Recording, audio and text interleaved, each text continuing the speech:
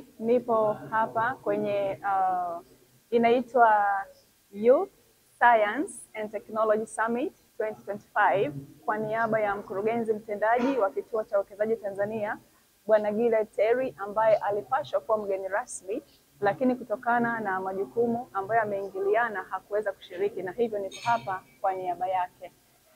Kama mnavyofahamu, vijana ni taifa la kesho, na hivyo tunatakiwa kuweza kuwawezesha kujiandaa kwa ajili ya kuwa wafanyabiashara, lakini pia kuwa wawekezaji wa nyakati zinazokuja.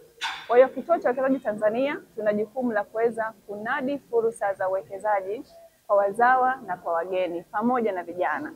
Hivyo tumekuja kuwakumbusha vijana ni namna gani wanaweza kujiandaa kuwa wawekezaji wa baadaye, kwa kutambua ya kwamba elimu tayari wamekwisha kuipata, na kwa vile elimu wamekwisha kuipata kwenye masuala ya sayansi na teknolojia, wanapaswa waweze kuwa wabunifu na wavumbuzi wa miradi ambayo itaweza kuleta utatuzi wa changamoto katika eneo letu la hapa nyumbani Tanzania, lakini pia pamoja na ulimwengu kwa ujumla. Kama mnavyofahamu, kwa sasa ulimwengu wote unaelekea katika masuala ya sayansi na teknolojia. Kwa hivyo sisi kama Tanzania pia hatupashwi kubaki nyuma. Hivyo tumekuja hapa kuungana na vijana wetu wanapokuwa wakihitimisha siku yao hii ya leo maalum, kuwatia moyo na kuhakikishia kwamba serikali iko nyuma yao, na kwamba Mheshimiwa Rais Dr. Samia Suluhu Hassan ameweka mazingira mazuri ya kuweza kuhamasisha utumiaji wa sayansi na teknolojia katika utatuzi wa changamoto mbalimbali hapa nchini. Na pia tutashuhudia uzinduzi wa mradi mmoja ambao mmoja wa vijana wameweza kuleta ubunifu kuhakikisha kwamba wanatengeneza mashine ya kutotolesha mayai kwa ajili ya vifaranga vya kuku, na hivyo ni wazi kwamba kupatikana kwa mashine hiyo kutasaidia kuweza kupunguza gharama kwa wale wafugaji wa kuku.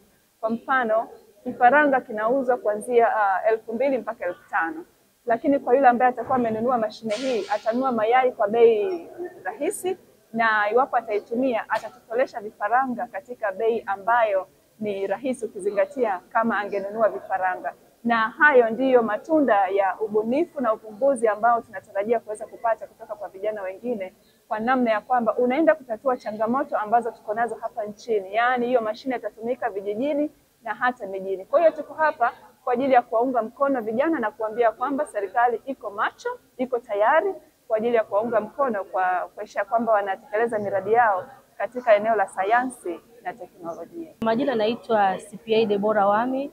Mimi ni mkurugenzi mtendaji wa taasisi ya Ceres Foundation, na tuko hapa leo katika kongamano letu kubwa la kwanza la vijana ambalo tumeita kwa jina la Youth in Science and Technology Summit, YST Summit, kwa mwaka huu 2025.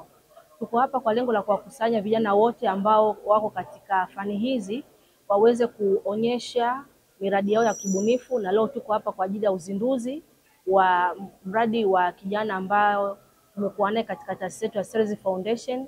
Alikuja kama na wazo, lakini sasa limekuwa ni mradi halisia, ina maana kwamba yuko tayari kuingia sokoni.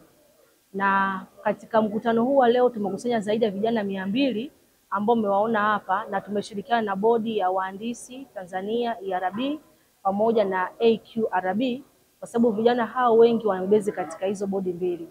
Kwa hiyo mkutano huu ambao leo unafanyika kwa mara ya kwanza utakopo kwa muda wa siku 3. Siku ya kwanza leo ni uzinduzi wa Ceres Foundation baada ya kufanya kazi kwa muda wa mwaka mmoja. Cha pili tunauzindua mradi ambao ni wa kijana ambao kwa sasa hivi tayari uko sokoni rasmi, na cha tatu tunaenda kuzindua bodi ya wakurugenzi wa Ceres Foundation waweze kuanza kazi rasmi kulingana na mpango mkakati wa miaka 5 wa taasisi hii. Naitwa Moza Makumbuli, natokea mamlaka ya kudhibiti na kupambana na dawa za kulevya ambayo iko chini ya ofisi ya Waziri Mkuu, na nimekuja katika kongamano hili linalohusu wahandisi kwa ajili ya kuwapatia elimu kuhusu dawa za kulevya. Tunawapatia elimu kuhusu dawa za kulevya kwa sababu wao wana ndoto zao nyingi kama wahandisi, na wengine wakiwa wanatafuta kazi zinazohusiana na wahandisi, na vijana wengine wabunifu ambao wamekusanyika hapa, kwamba hawataweza kutimiza ndoto zao iwapo wataingia kwenye matumizi ya dawa za kulevya au kwenye biashara ya dawa za kulevya. Pia tumekuja hapa kwa lengo la kuwahusisha wao katika mapambano dhidi ya tatizo la dawa za kulevya kwa kuwapatia namba yetu ya bure ambayo tumewapatia 119 kwamba popote utakapokuta kilimo au biashara ya dawa za kulevya waweze kutupatia taarifa. Kwa hiyo leo wamepata nafasi ya kuweza kuelewa madhara dawa za kulevya zinaonekanaje, na kuelewa kwamba na wao pia hawako salama, wana uwezekano mkubwa kuweza kupata madhara yanayotokana na matumizi ya biashara dawa za kulevya na kushindwa kufikia malengo yao.